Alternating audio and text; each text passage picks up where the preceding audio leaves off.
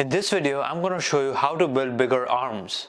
What's up everybody, my name is Anand from underdogstrength.com, and if you're new to my channel, don't forget to hit the subscribe button down below.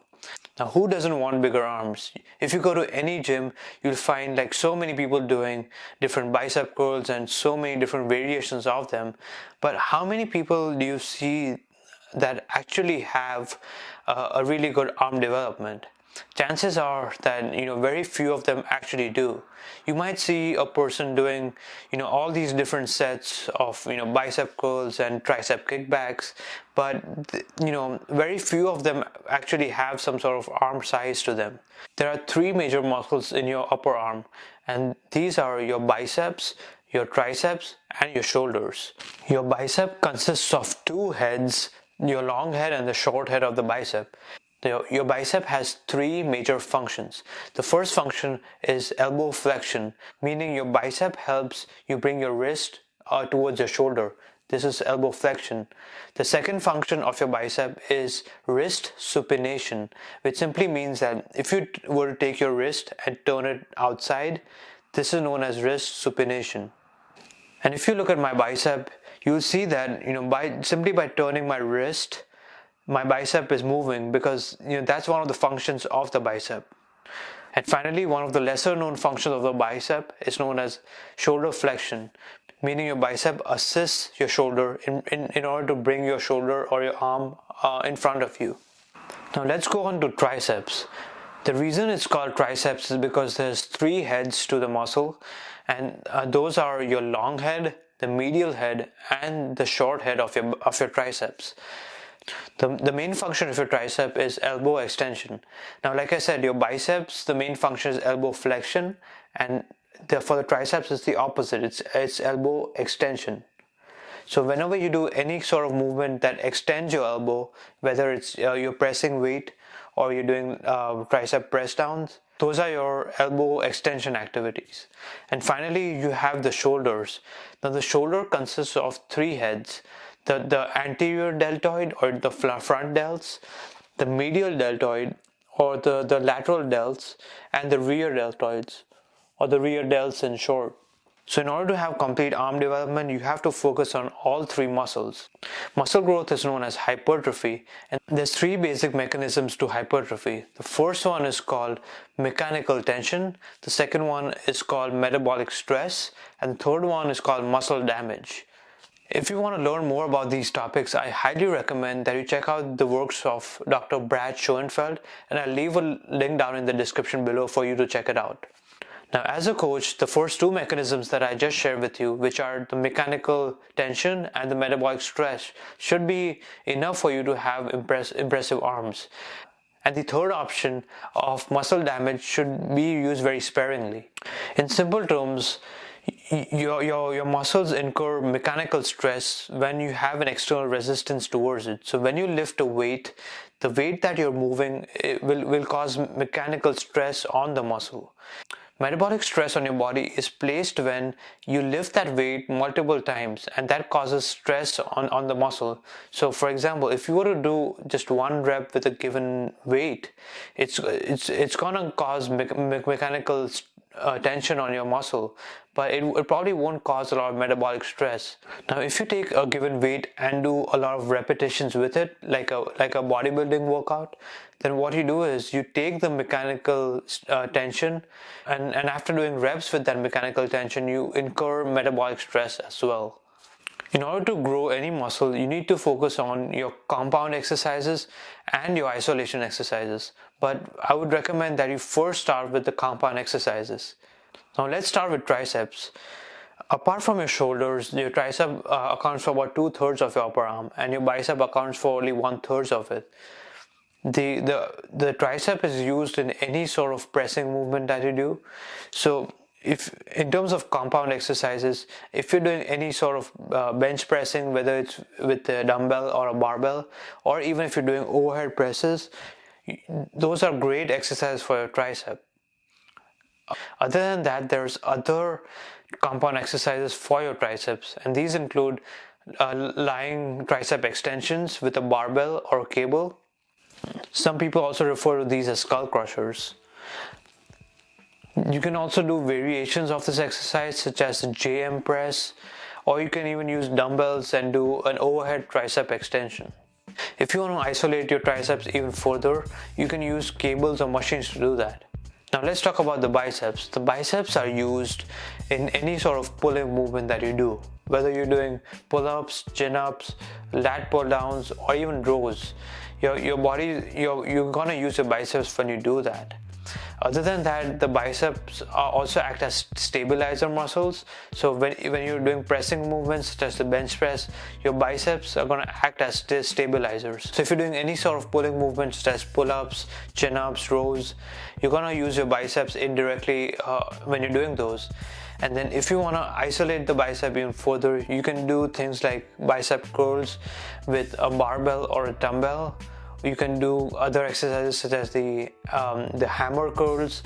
You can even do cable curls or even machine curls. My favorite exercise for the bicep is the seated inclined bicep curl. And if you don't know what this exercise is, I made a video on this which goes into complete detail about how to perform this exercise. So I'll leave a link down in the description below, so make sure to check it out. And when it comes to shoulders, you use the shoulders in pretty much all different movements. For example, if you're bench pressing, then you use your front delts when you're bench pressing, or even when you're overhead pressing. You also use your rear delts when you do any sort of row. So even if you're doing pull-ups, which is supposed to be a back exercise, but you're also using your shoulders and your biceps along with that. In terms of isolation exercises for your shoulders, I recommend that if you want to target your front delts, you don't really need to do that much if you're already doing a lot of presses. If you want to isolate your side or lateral delts, then you can do things like side lateral raises with a dumbbell, or you can use cables. And one of my favorite exercises is actually doing a complete range of motion side lateral dumbbell raises, in which you bring your arms not only up to here, but you bring it all the way up and then all the way down, and this places constant tension on your side delts. And finally, for the rear delts, you can do exercises such as face pulls with a rope, or you can do rear delt flies. If you want a complete list of exercises that I recommend, then make sure to click on the link in the description below to my blog article on this topic, which goes into a lot more detail about what exercise I recommend. So now that we have our exercises, the next step is that you want to focus, or you want to train each of your body parts, including your arms, at least 2 times a week. 1 time a week is probably not enough for you to maximize your muscle growth.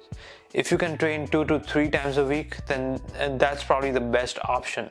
So for each session, you want to pick about 1 to 2 compound exercises for each body part and 1 to 2 isolation exercises for each body part. You can start with the compound movement first, and then when you're done with the compound movement, you can go to the isolation movement afterwards. For most compound movements, I recommend that you stick to slightly lower reps, and for isolation, you can go higher reps. So let's say you're training your triceps on one day. So you can start with something like your bench presses, and you can do reps of 3 to 5 reps on the bench press. When you're done with your bench press, you can move on to something like your dumbbell presses, and you can maybe do that for 5 to 8 reps. So these exercises are primarily known as chest exercises, but they're also going to work your shoulder and your triceps. When you're done with these, you can move on to the isolation exercises, and maybe you can throw in some skull crushers, and you can do slightly higher reps, maybe 8 to 10 reps. And finally, you can move on to something like cable tricep extensions, where you can go even higher reps. So you can do 10 to 12 reps or even 15 reps on that exercise. So this is what I typically recommend. You start with the compound movement, 1 or 2 movements that you like, and then try not to go like really high reps on the compound movements, and then leave the high reps for the isolation movements. But the best piece of advice that I have is simply to try to get stronger over time. No matter what exercise you do, try to add some weight over time, or try to do more reps with the same weight. And this is known as progressive overload. And long-term progressive overload is the key to success, because you have to give your body a reason to change and the reason to adapt. But if you keep on lifting the same amount of weight, you're not getting stronger over time, then your body's not going to respond by growing even further. So I would say progressive overload, getting stronger over time, is the key to success if you want to grow any muscle. I would also caution that you need to be careful. Don't try to lift heavy weight just for the sake of lifting heavy weight. It's a slow progression, and you should know when you're ready to move on to a higher weight, or you should add more reps. So as long as you're maintaining good technique and a weight starts feeling really easy for you and you feel like you can go heavier, then that's the time that you should increase the weight. So there you have it, guys. So these are my tips, and let me quickly recap what I just said. You have 3 primary muscles that make up your upper arm, which are your biceps, your triceps, and your shoulders. And if you want to grow these muscles, I recommend that you use a combination of compound and isolation exercises. If you're doing compound exercises, I recommend starting with those first, and try not to do very high reps on the compound exercises and leave the high reps for the isolation exercises. For each workout session, I recommend picking 1 or 2 compound exercises and 1 or 2 isolation exercises. And I also recommend that you train each body part at least 2 times a week. So you could do something like an upper lower split, or you could even do a push pull legs program, or you can do a full body program if that's what you prefer. All of these can work for most people. And finally, try to get stronger, especially in the compound movements. So for example, even if your 1 rep max on the tricep extension is not really going up, if your compound movements are going up, your bench press is going up, your overhead press is going up, then your triceps will definitely be bigger. And it's the same thing with other exercises. But the key to long-term success is progressive overload, and you should, in a controlled manner, you should try to get as strong as you can over time. And getting stronger is the stimulus to muscle growth that you need. So anyway, don't forget to check out the complete blog article in the description below. I hope you found this informative, and if you like this video, make sure to hit the like button down below, and I will see you next time.